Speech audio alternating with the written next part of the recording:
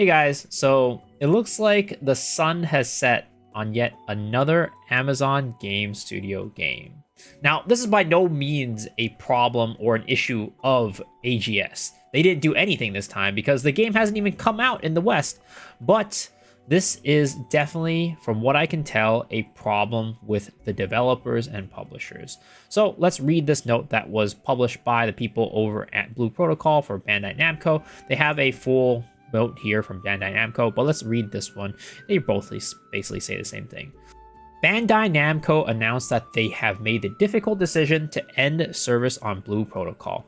They will shut down their Japanese Blue Protocol servers in January 2025, and I saw specifically on other sources it's January 18th, 2025, and have ended plans to release the game in the West in collaboration with Amazon Games. In their statement announcing the end of service, Bandai Namco said, "We have enjoyed a strong relationship with Amazon Games throughout the development of Blue Protocol, and both of our teams are disappointed that we will not be able to deliver the game to the players around the world. We know this is disappointing news and we share your disappointment. We love the world and characters of Blue Protocol, and we were excited to welcome players around the world into Regnus. We join Bandai Namco Online in expressing our deep gratitude to the passionate fans who followed Blue Protocol development and participated in the closed technical test. We have great respect and appreciation for the talented team at Bandai Namco and wish them success in their next endeavors." You can read Bandai Namco's online full statement over here. So that was the statement that they published over here on Blue Protocol. And yeah, it's as it seems. They are no longer doing Blue Protocol here in the West, and the game in Japan is shutting down. And like I said earlier, this really seems like an issue of a developer and publisher situation. So unfortunately, I didn't get to play Blue Protocol in the technical test or play it in Japan, but because of that, I went and actually looked at quite a few videos kind of talking about people's experience playing it back then, also what people's experience are playing it today. And listening to what people had to say about the game, it really seems like a lot of the problems with the game were a core problem of the game that they hadn't dealt with for the longest time. Looking at video from Canon, he talked about how in the past, leveling and grinding, especially in the end game, really was very uninspired. You'd grind the same 2 dungeons over and over again to try to RNG a reward, and the dungeons themselves just weren't very fun to begin with. And that seems to have continued to be the case in Blue Protocol today. Now, a video that I found that was really good was by this guy named A Cactus.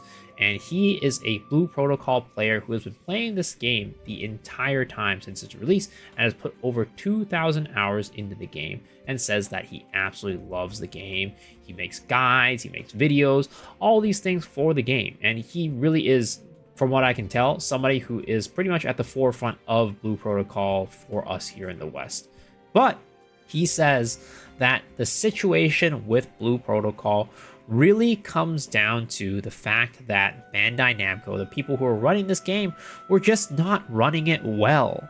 Unfortunately, to me, the problems that he listed really seemed like they just didn't give much of a damn about the game at all. He mentioned things like bug issues being one of the main problems that weren't fixed after months. And for me, when I think about that, if you have a game-breaking bug or something that is really bad for the players, if you actually cared about the game, that would be something you want to fix pretty quickly. It seemed like there were problems that really made the game really unenjoyable because of these bugs, and it's not like a small thing where it's like, oh, a character's glitching out or something like that. No, literally bosses and mobs would be frozen in place because people were hitting it with too many skills at once. Like, imagine a really challenging boss that you're trying to fight and take down and has all these fancy attack patterns, and all of a sudden it just gets frozen in place and there's no challenge to it and really just ruins the experience completely. Now, that is the level of negligence that Bandai Namco had put into this game for the Japanese release. And to be honest, that is just unacceptable and really just shows that they really didn't care about their game at all. On top of this, pretty much every single dungeon that they released really seemed uninspiring. There really was no reason for people to play the game because it just wasn't fun to play.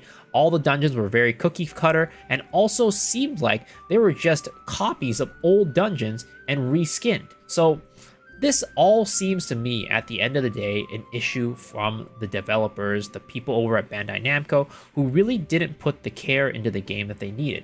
And I guess you can say hindsight is 2020, but Cactus again released a video 9 days ago talking about how they have actually brought in some troubling monetization issues into the game.